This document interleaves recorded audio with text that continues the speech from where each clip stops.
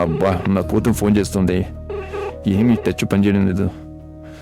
చి అయ్యో ఎందుకు పని చేయడం లేదు? చి చి ఏం చేస్తున్నాడో ఈ పెద్ద మనిషి. అయ్యో నా బిడ్డ మళ్ళీ చేస్తుంది. టచ్ పని చేయడం లేదు. ఏంటి టెన్షన్? చి కూతురు ఫోన్ చేస్తుంటే తీయాలని కూడా లేదా?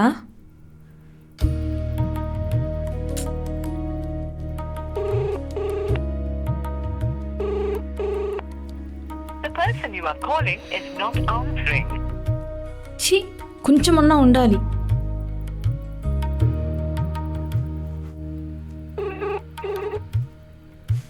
మళ్ళీ నా కూతురు ఫోన్ చేస్తుంది. ఫోన్ పని చేయడం లేదు. ఏం చేయాలి ఇప్పుడు?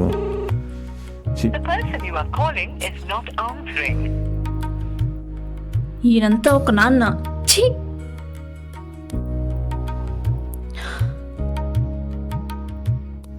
కూతురు ఎలా ఉంది, ఏం చేస్తుందని కూడా పట్టించుకోడు. అంత బిజీగా ఏముంటాడో.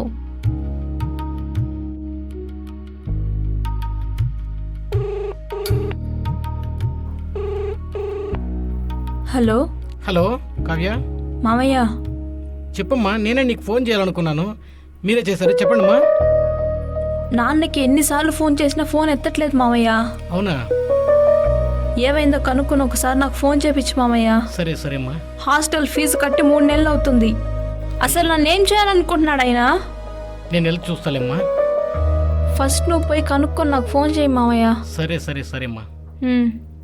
సరే మామయ్య. సరేమ్మా.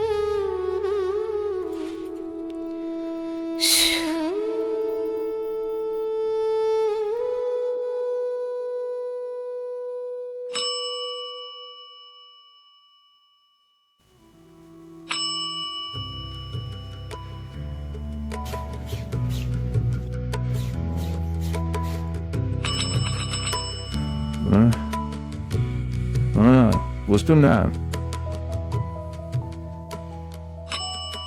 వస్తున్నా వస్తున్నా శేఖరం చేస్తున్నా. ఎవరు?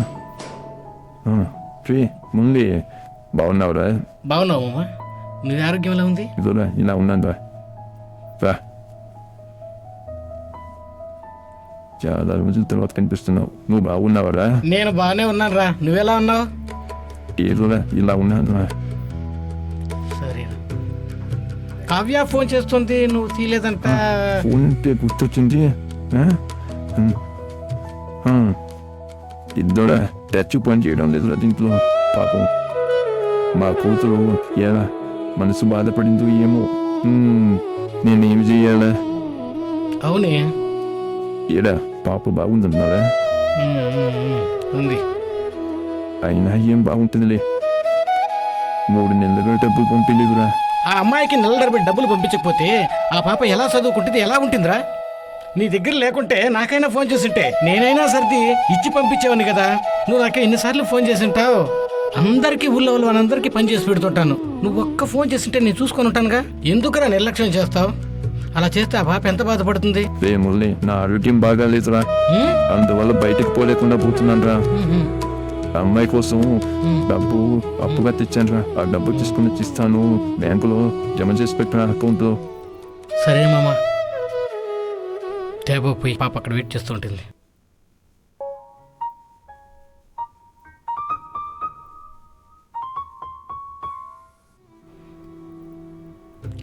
అమ్మా కావ్య, ఇంటికి వెళ్ళావా మామయ్య? వచ్చాను రా. ఇక్కడే ఉన్నాను, నాన్న దగ్గరే ఉన్నాను. బతికే ఉన్నాడు ఆ పెద్ద మనిషి. ఒక్కసారి నీకు ఫోన్ ఇవ్వు మామయ్య. ఒకసారి ఇస్తాను. లైన్లోనే ఉండమ్మా. అమ్మాయి మురళి, ఇదిగో డబ్బులు. ఇందులో 1,25,000 దాకా ఉన్నాయిరా. ఈ డబ్బులు తీసుకెళ్ళి అమ్మాయి అకౌంట్లో ఇలా. నేను అప్పు తీసుకొని పొద్దున్న పిచ్చిది మామయ్య. అవునరా శేఖరం, నీ ఆరోగ్యం బాగాలేదంటున్నావు. అమ్మాయిని ఎందుకు హాస్టల్లో ఉంచుతున్నావురా? ఇంటికి వచ్చి మంచిగా చెప్పొచ్చు కదా. ఒకసారి నీకు ఫోన్ ఇవ్వండి మామయ్య. ఇక్కడ నీకు హెల్ప్ గా ఉంటుంది, తోడుగా ఉంటుంది. హలో మామయ్య, రే మురళి నాకు బ్లడ్ క్యాన్సర్ రా. ఫైనల్ స్టేజ్ లో ఉన్నాను రా.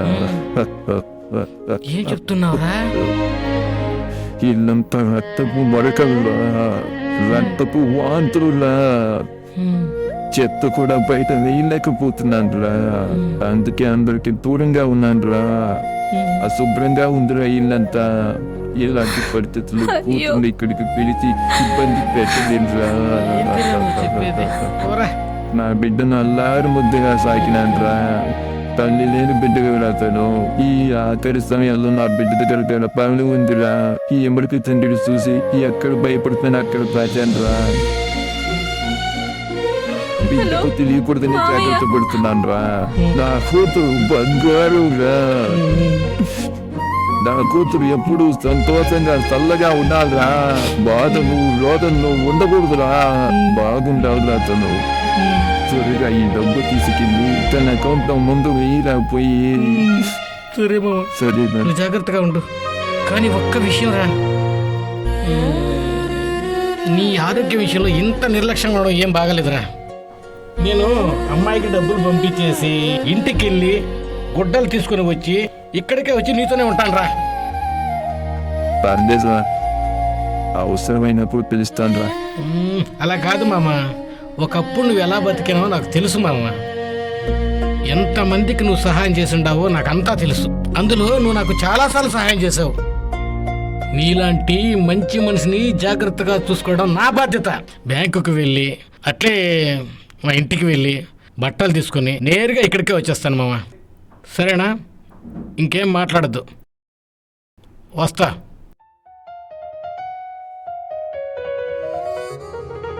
అబ్బో కవ్య, లైన్లోనే ఉన్నాను మావయ్య. ఉన్నావమ్మా? 10 నిమిషాల్లో నీకు అమౌంట్ వేసేస్తానమ్మా. వద్దు మావయ్య. మావయ్య మీరు బ్యాంక్ వెళ్ళొద్దు మావయ్య. నిజమే మావయ్య. ఎందుకు?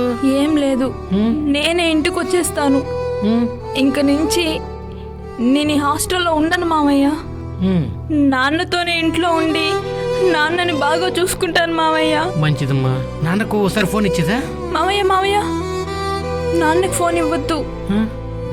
నేను ఇంటికి వచ్చి నాన్నతో మాట్లాడతాను మావయ్య. అవునా? సరే సరే అమ్మా. ఆయన మొహం చూసి మాట్లాడే అర్హత కూడా నాకు లేదు మావయ్య. బాధపడద్దమ్మా, నువ్వు తెలుసుకున్నావు, నాకు అదే సంతోషం అమ్మా. నా తప్పు నాకు అర్థమయ్యేలా చేసావు మావయ్య. అయ్యో నాదేముందమ్మా, ఇప్పుడే నా కళ్ళు తెరుచుకున్నాయి. ఇంత తొందరగా అర్థం చేసుకుంటావని అనుకోలేదమ్మా. థ్యాంక్స్ మావయ్య. అయ్యో పర్లేదమ్మా, చాలా సంతోషం అమ్మా. అలాగే వచ్చేసి చూసుకుందాం.